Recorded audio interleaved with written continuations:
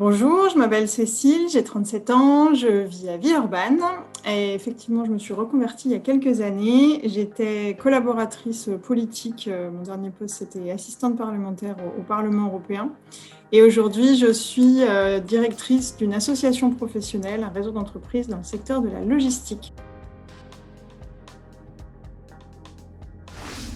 En fait, ça faisait 10 ans que j'étais dans le même secteur, qu'un secteur très particulier, le secteur de la politique, donc je travaillais pour des élus.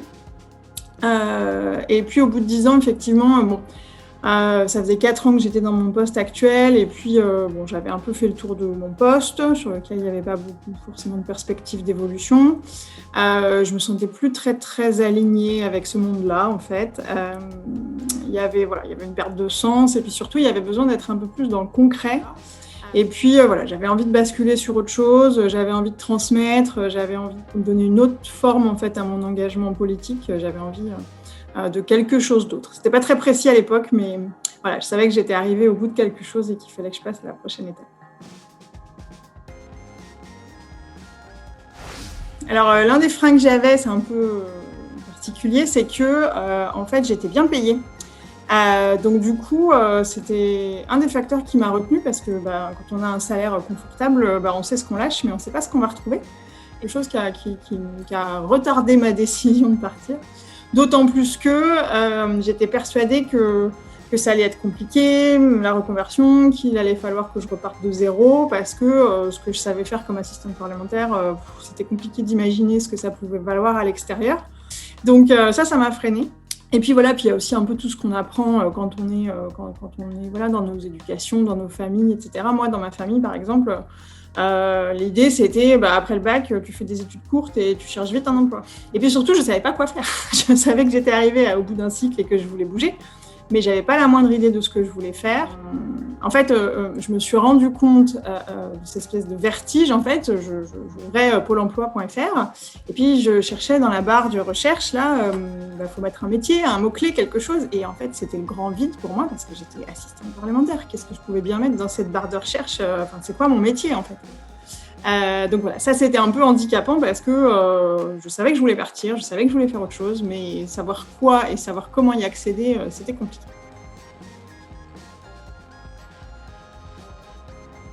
C'est vraiment une expérience incroyable. Moi, vraiment, ça m'a donné beaucoup de force, beaucoup d'énergie. C'est vraiment quelque chose qui m'a fait grandir. La première chose que je me suis dite quand j'ai repris les études, quand j'ai obtenu mon diplôme, j'ai donc repris un master en ressources humaines. La première chose que je me suis dit, c'est ah là là, je me suis reconvertie une fois, mais vivement la prochaine. En fait. Voilà, il y a un côté, une fois que tu l'as fait une fois, tu sais que tu pourras le faire tout le temps, quoi. Et il y a un côté, tout est possible. C'est-à-dire que maintenant que j'ai réalisé cette transition, je sais que tout est possible et que si demain je veux encore changer de métier, je trouverai le moyen, je trouverai la manière de faire. Ça m'a vraiment ouvert le champ des possibles. Avant, j'étais un peu dans ma petite grotte là, à me dire oh là là, comment je vais m'y prendre. Dehors, ça fait peur. Puis alors maintenant, j'ai plus peur de rien, quoi. Voilà. Vraiment rien que pour ça, ça valait le coup de passer le cap. Je crois pas que je ferais vraiment différemment parce que ça reste un très très bon souvenir cette reconversion. Voilà, je partirais peut-être un peu plus tôt, peut-être que je me laisserais moins piéger par la question de l'argent. Et pour autant, cette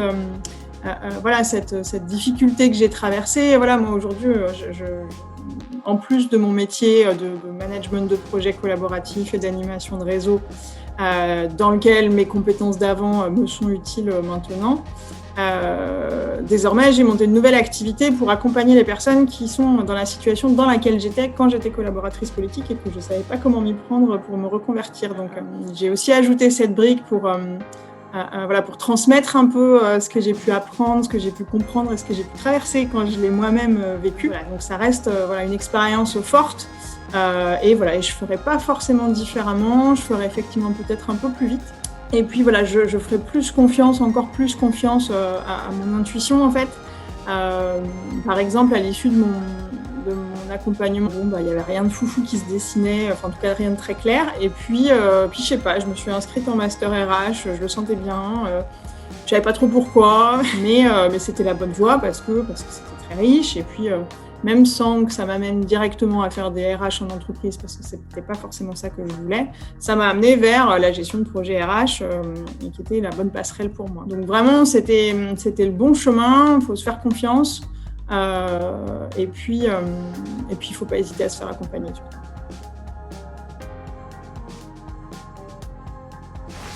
Alors, je dirais c'est normal d'hésiter, hein, enfin voilà, c'est un peu flippant quand même de se dire: «Ouais, je sais ce que je lâche, mais je sais pas dans quelle direction je vais». Donc, déjà soyez pas trop dur avec vous-même, si vous hésitez, c'est normal. C'est déstabilisant, c'est intimidant, mais vraiment, ça vaut le coup, quoi. Enfin voilà, moi qui je suis passée de l'autre côté, je peux vous dire franchement allez-y, ça vaut le coup, voilà, ne vous laissez pas déborder par, justement ce qui est intimidant, à savoir, vers quoi je veux aller, qu'est-ce que je pourrais faire, qui voudra bien de moi. Je pars d'un métier A, je sais pas trop vers quel métier je veux aller, alors on réfléchit, alors où est-ce que ça recrute, où est-ce qu'il y a des opportunités, on est vraiment dans une logique, voilà, qui voudra bien de moi, alors que voilà, faut vraiment s'ouvrir les chakras, ouvrir le champ des possibles pour aller là où on se sentira bien. Et du coup, voilà, n'hésitez pas à vous faire accompagner parce que ça fait du bien, ça rassure, ça sécurise, et puis ça rend les choses un peu fluides, quoi. Alors que ce soit par un consultant indépendant, un cabinet de reclassement, l'APEC, Pôle emploi, enfin voilà, il y a plein de possibilités, hein.